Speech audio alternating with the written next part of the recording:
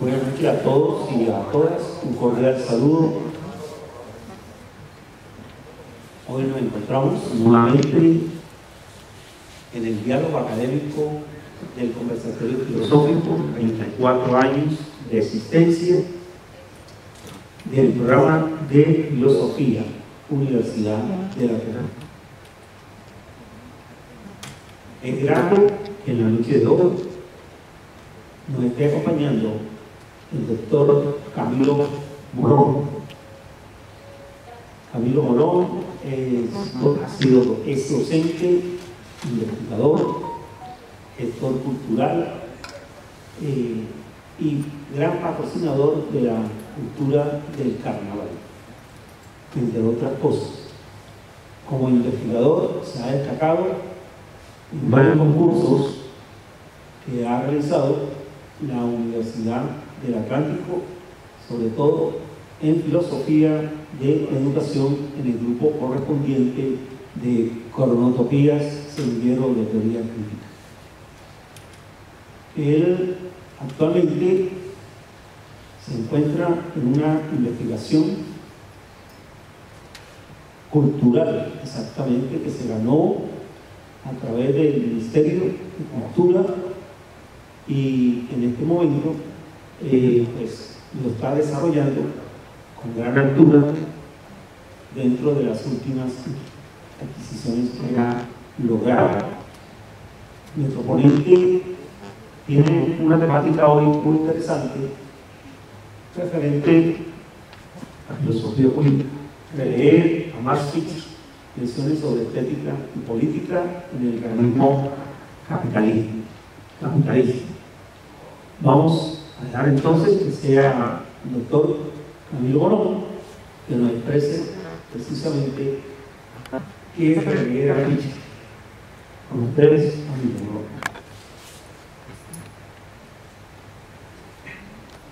Morón. Buenas noches para todos. La noche de hoy pues, vamos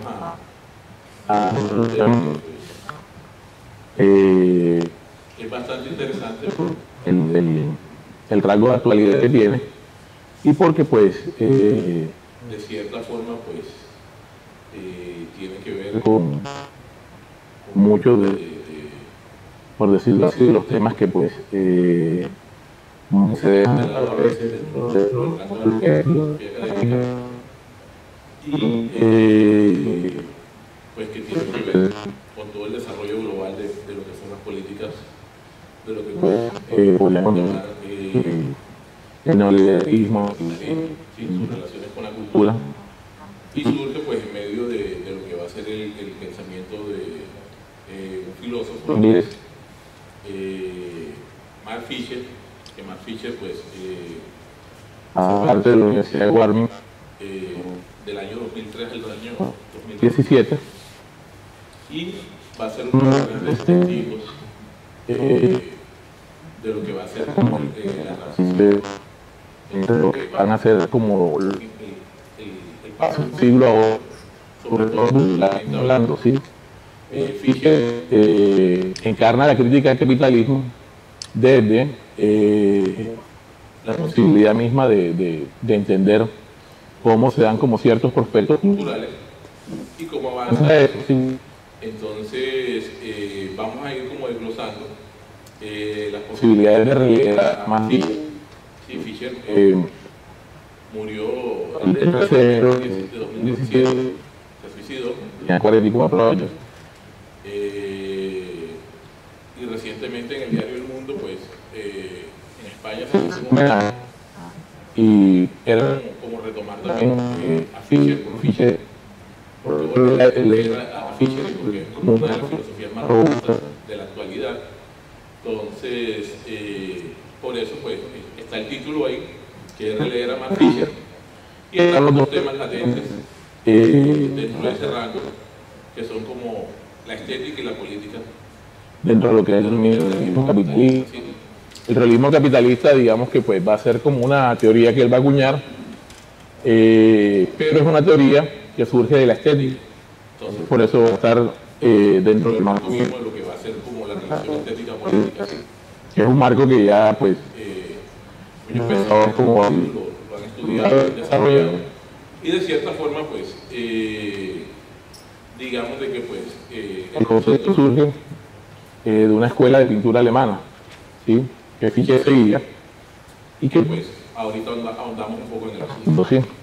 Entonces, hagamos como un paréntesis y entramos con un epígrafe que dice lo siguiente. Sí, puedo ver un poco Pequeña la letra. ¿Sí? Dice, el capital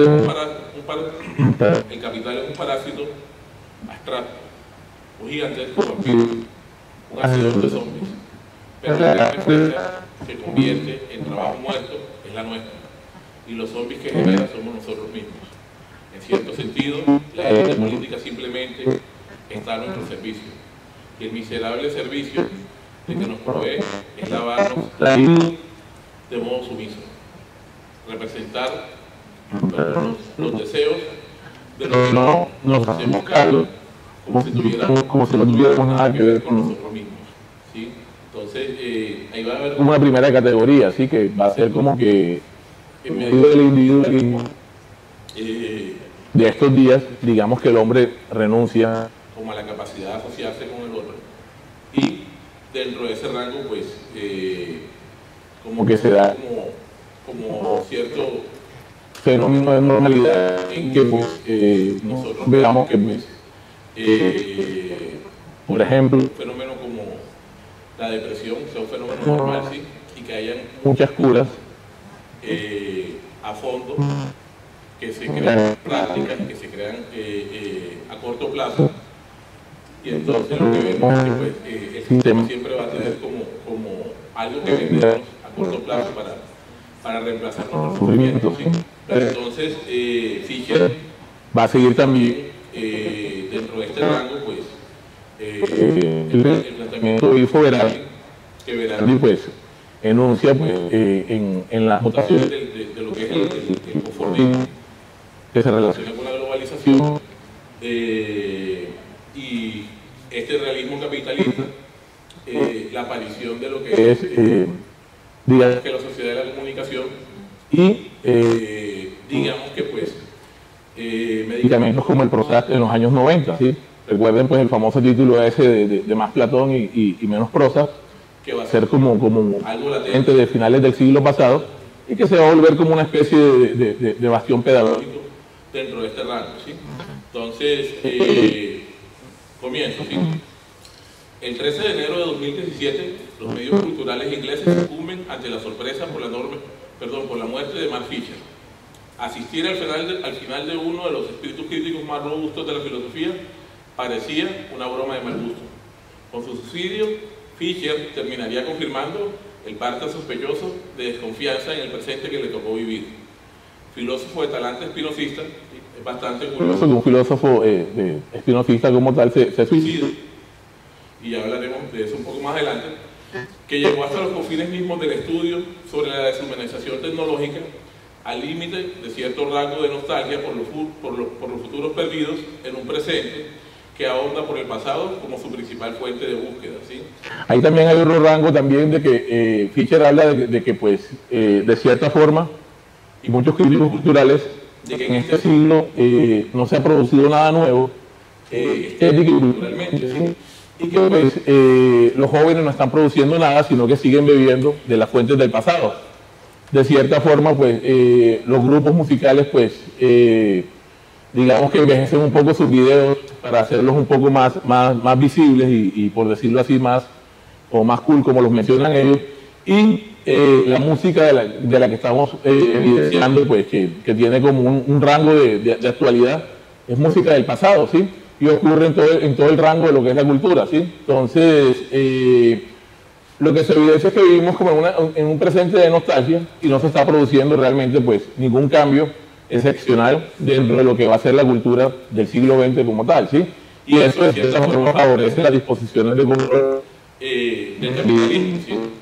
Entonces, ahí hablamos de por qué Fischer dentro de esta transición, ¿sí?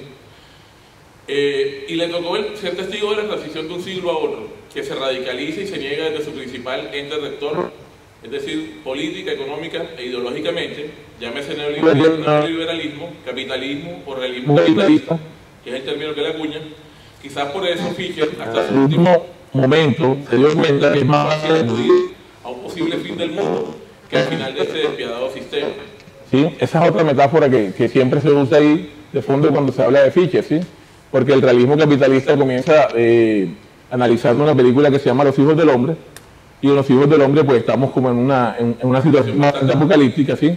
Y si ustedes se dan cuenta, pues muchas de las películas donde se enarbola como el fin del mundo, siempre vemos que se está acabando todo, pero el sistema económico se mantiene.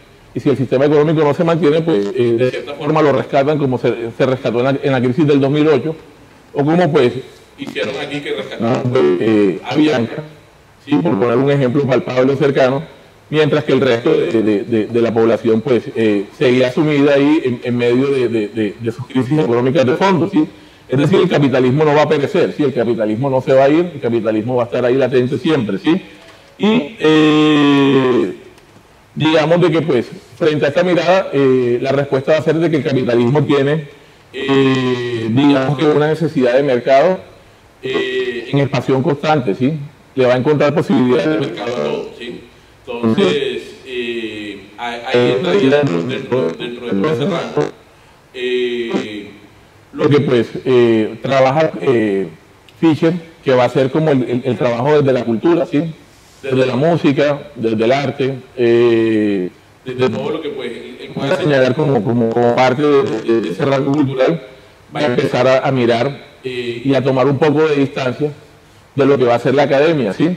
Entonces, él se une dentro de la escuela de Warwick, se une pues a un grupo que se llama el Capun, y el Capun empieza a analizar como fenómenos contemporáneos que van pues, como les decía, desde distintos ámbitos, se abren como una serie de blogs, que es como un fenómeno que pues, surge a finales del siglo pasado y se engloba dentro de este rango del siglo, y se analizan todos los fenómenos contemporáneos y culturales que antes, pues, de cierta manera, pues, se reivindicaban a través de la contracultura, ¿sí?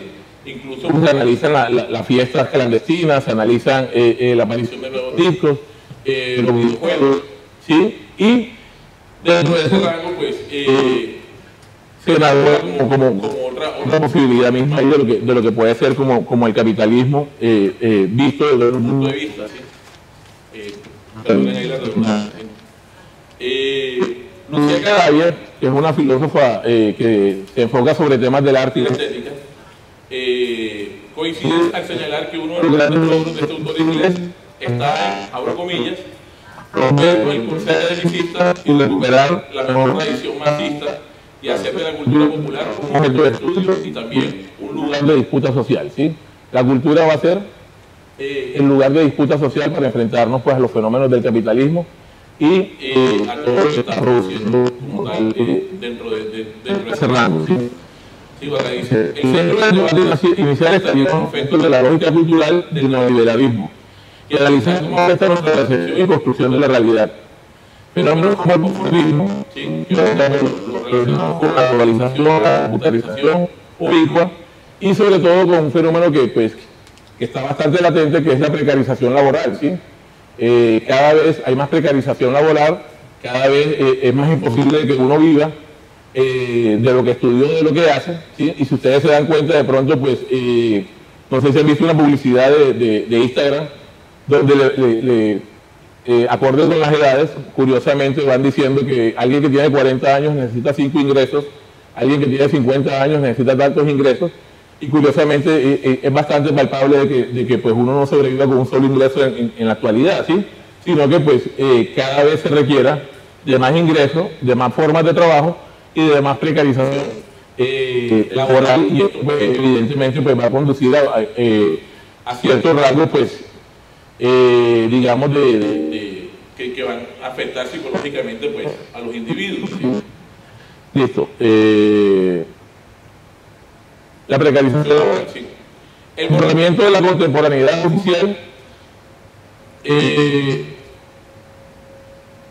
perdón, la precarización laboral, el movimiento de la conjuntura social serían los nuevos síntomas que trajo posible el neoliberalismo.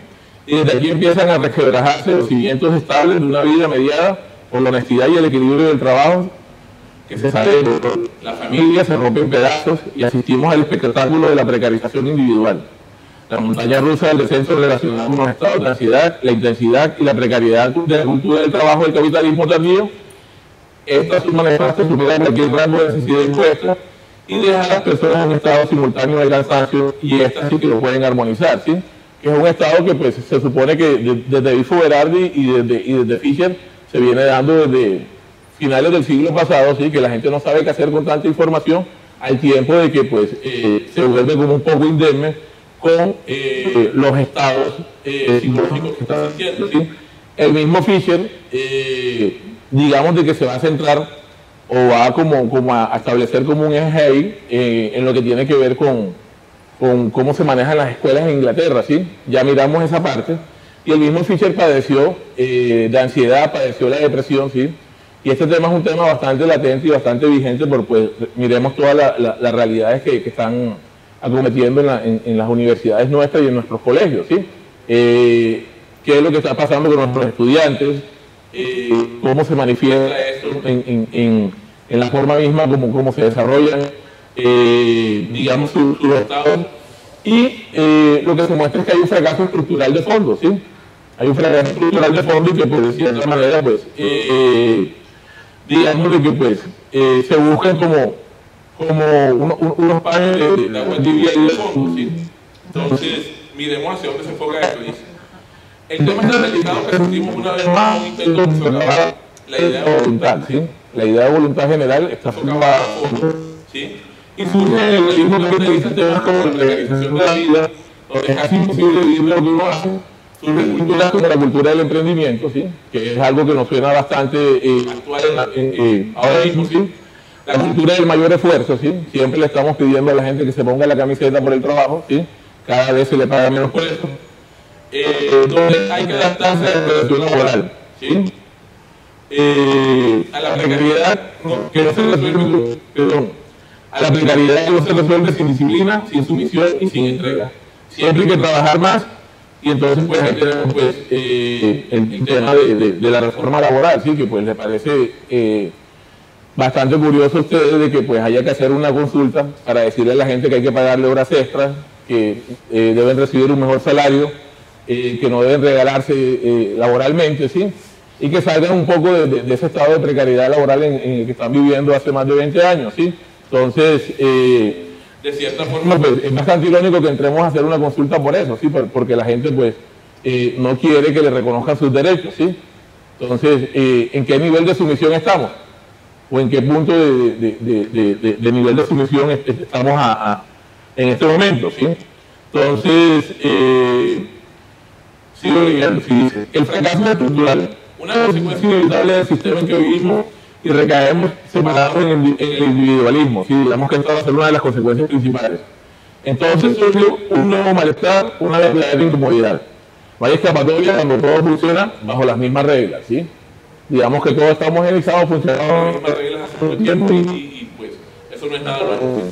Fischer se da cuenta de que hay que cambiar el entorno que moldea las reglas, y la educación tiene mucho que ver en el desarrollo de esas problemáticas. Es necesario recuperar lo colectivo, porque la respuesta no es competir. Lo más cercano a una respuesta sería el intento de organización, ¿sí? Pero cada vez que hablamos de ciertos intentos de organización, pues parece que estuviéramos hablando, pues no sé, de cuestiones que son muy ajenas a nosotros, ¿sí? O te van a tachar de ácrata, de anarco, o te van a tachar de cosas que no van al caso, ¿sí? Entonces, Fischer lo expone aquí frente al tema de la educación, ¿sí? Sí que está un poco pequeña la letra. En buena medida, he preferido concentrarme en los problemas de la salud mental y en la burocracia, porque los dos tienen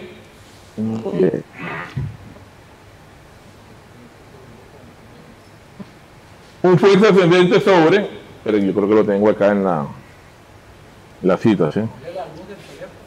No, es que está muy pequeño, profe. No. Para mirar de cerca. Seguro.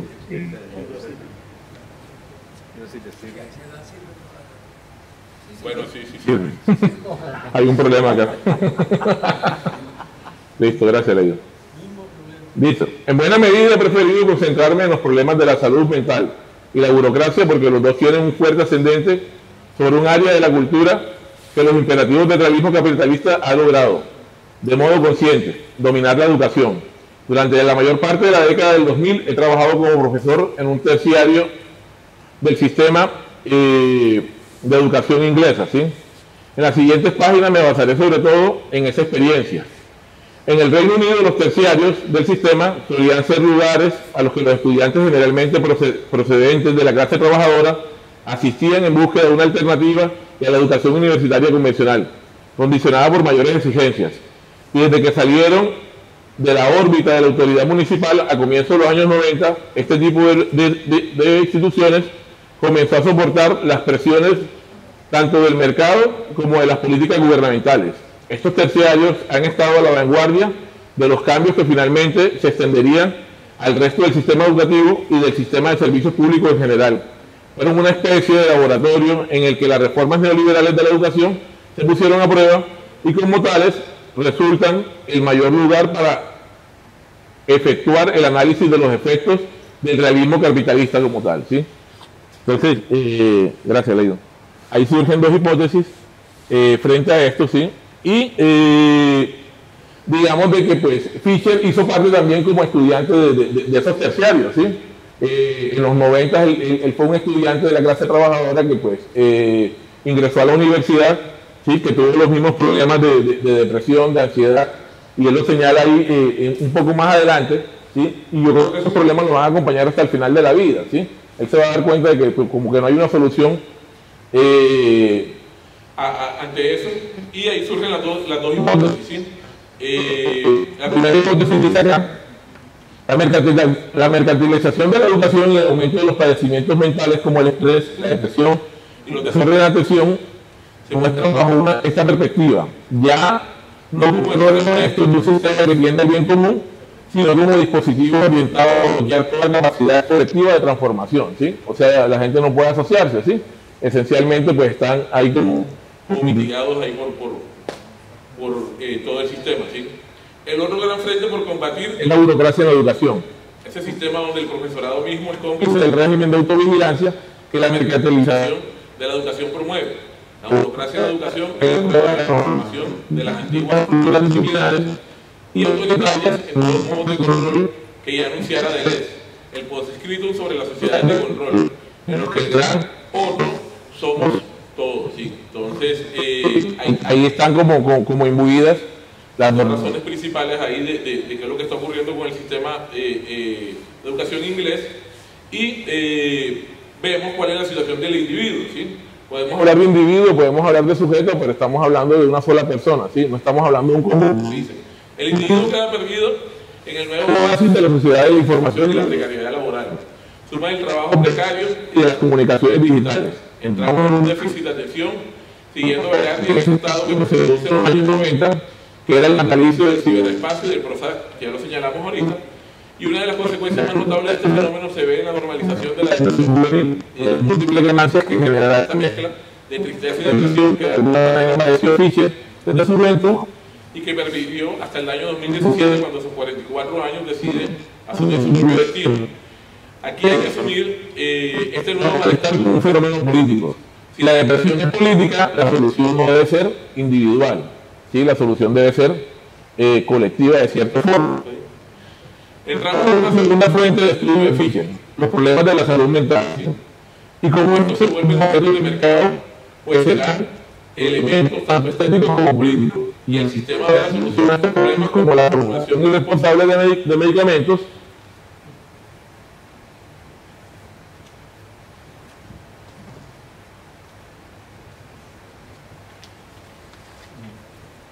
y nuevos tratamientos pensados como resultados rápidos a corto plazo. Y entonces vuelve a aparecer un viejo tema que en filosofía nunca se fue, la idea de felicidad.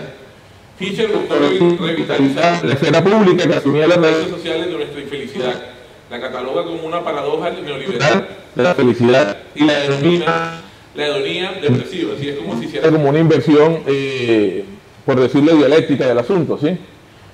Con esto lo que busca es repolitizar el ámbito de la salud mental, ¿sí? Vinculado a la enfermedad y al conformismo de la globalización, ¿sí? Y Fischer lo que busca es repolitizar todo, ¿sí? También busca repolitizar, digamos que todas las fuerzas que están perdidas ahí dentro de lo que nosotros señalamos como la cultura, ¿sí? Que sería como un bastión ahí que está como adormitado, ¿sí? Por eso le interesa tanto a él ese bastión, ¿sí? Otro de los bastiones, hay dos bastiones importantes, ¿sí? La educación y la salud mental. Analizado en su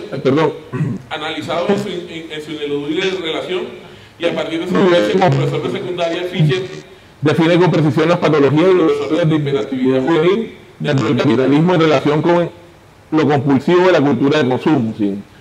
Lo que médicamente se llama dislexia deviene ahora en la poslexia, ¿sí? La capacidad para procesar la densidad de la imagen del capital es infinitamente superior a la necesidad de leer, ¿sí? Estamos sobreinformados y de cierta forma, pues, si le cuesta a alguien disléxico entender algunas cosas sencillas, digamos que pues, dentro de ese rango de sobreinformación va a ser algo un poco más complejo, ¿sí?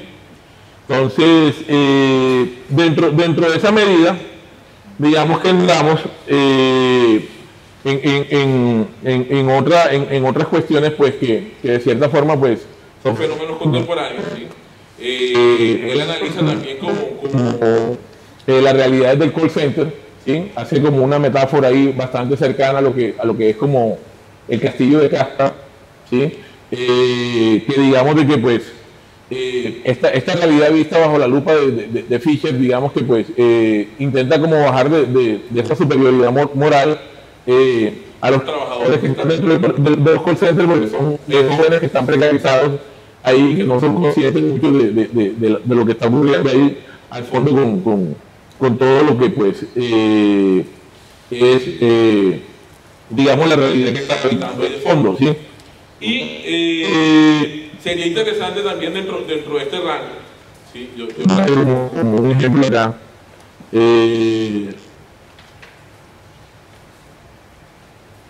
como para que no nos salgamos de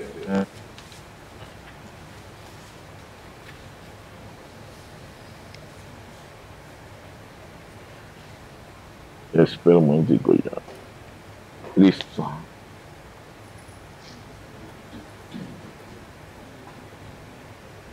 Listo. Ayer leyendo casualmente, pues, un libro cultural que se llama, pues, Nicolás Morales, ¿sí? Que habla de los libros más vendidos del 2024, ¿sí? Entonces, dice lo siguiente, ¿sí? Esto es una cita textual del Facebook del hombre, dice: hablar en abril de los libros más vendidos del 2024 ya es francamente tardío, pero ahora que estuve repasando el listado de Nielsen Scan de puro despache, me sorprendió una sola cosa: desaparecieron los libros de crónica periodística o política de los libros más vendidos en las categorías de no ficción en Colombia, con excepción de Nexo, de Harari. Todo es superación y confort personal. Me impresionó este cambio de hábitos en los lectores del país. Los grandes periodistas, con muy buenos libros, la crónica política en clave de ensayo y biografía o el gran relato histórico colombiano, han muerto para las grandes ventas. Nielsen es cada vez más fiable, pues integra muchas librerías cada año y su conteo es nacional. Al tomar los 10 primeros lugares, por supuesto, hablo de grandes ventas, pero les juro que nunca se había decantado y empobrecido tanto el conteo. El libro más vendido en Colombia es ¿Cómo hacer que te pasen cosas buenas? ¿Sí? Vaya uno por la lectura nacional, busquen en internet los libros más vendidos, ¿sí? Ahí está todo, ¿sí? Entonces, miren ese reflejo ahí de fondo, ¿sí? Que habla también mucho de lo que está planteando como ese marco del sistema capitalista, o el sistema del realismo capitalista a fondo, ¿sí? Y hace unos meses el portal de Letras Libres, ¿sí? Es un portal medio neutral mexicano, ¿sí? Introducción de filosofía, y en ese dossier hace como la siguiente reflexión, ¿sí? A modo como de prólogo, ¿sí? Dice: mientras esperaba su sentencia de muerte, por eso escribió procede con la filosofía, una indagación en la antigua sabiduría de los griegos en busca de excelencia. No es casualidad que fuera la política la que nos diera mano, ni que el aislamiento le brindara el tiempo para pensar. Hoy día, el ejercicio mismo de la filosofía, asediado por la profesionalización, la responsabilidad social y el ruido de los medios masivos, ha reinstalado ese conflicto entre el retiro y la participación pública. Hasta que el beneficioso, el debate filosófico se cierre a la experiencia común, a acontecimientos del día a día, confinado, como muchas veces está, a las aulas universitarias. La democratización del pensamiento filosófico, a la que contribuyen divulgadores, profesores, estrellas intelectuales que publican nuevos libros al año, youtubers y además amenaza en su rapidez a la profundidad de ideas y el rigor de la argumentación. En este número de Letras Libres ha querido poner el debate de la práctica filosófica actual, con sus luces y sombras, pero también dejar constancia de la experiencia vital que todavía significa pensar filosóficamente los problemas del mundo, ¿sí? Entonces, yo creo que son dos ejemplos ahí palpables de lo que uno podría señalar dentro de este rango ahí que hay como intentando ponderar lo que podría ser como la relación entre política y cultura, ¿sí? Y cómo pues en la actualidad pues digamos de que pues se manejan como ese tipo de ambivalencias, ¿sí? Yo particularmente no estoy del todo de acuerdo con el prólogo de Letras Libres, porque sí he visto muchos divulgadores filosóficos que pues hacen la tarea, ¿sí? Incluso creo que hacen más la tarea que filósofos que uno dice que tienen 40 años y tienen 70 libros publicados y siguen publicando y que pues de cierta forma uno no sabe cuál es el aporte real de lo que están pronunciando, ¿sí? Pero entra ahí como la posibilidad de que uno politice todo el entorno cultural, porque pues ahí está el espacio de debate, ¿sí? Yo creo que Fischer lo vio desde ese punto de vista, ¿sí? Fischer lo vio desde ese punto de vista y de cierta forma pues quiso traer como ese debate de pronto a la academia, quiso acercarlo de forma crítica y ver por qué pues de pronto esos fenómenos como la precarización, digamos que todos los fenómenos psicológicos que tienen que ver con ansiedad y con otro tipo de factores que nos generan de cierta manera pues generan un nuevo malestar en la actualidad y cómo pues se puede relacionar ahí a fondo, ¿sí? Porque pues como lo dice el epígrafe inicial, ¿sí? El sistema nos provee ciertas cosas, pero nosotros no queremos digamos que aceptar necesariamente lo que nos provee, sino que pues queremos que pues nos limpie la libido, que nos inhiba los deseos y que nos cierre como toda capacidad crítica de fondo, ¿sí? Y sobre esa base, digamos, de que pues estaría como remarcado el enfoque de Fischer ahí, ¿sí? Yo creo que pues como para no alargarme un poco más, ahí hay como unos ejemplos de ciertos fenómenos estéticos, ¿sí? que se pues van perdiendo como todo su rango, como decía ahorita, de lo que era pues posiblemente en la actualidad los jóvenes están como envejecidos con las ideas del siglo XX dentro del rango de la estética, ¿sí?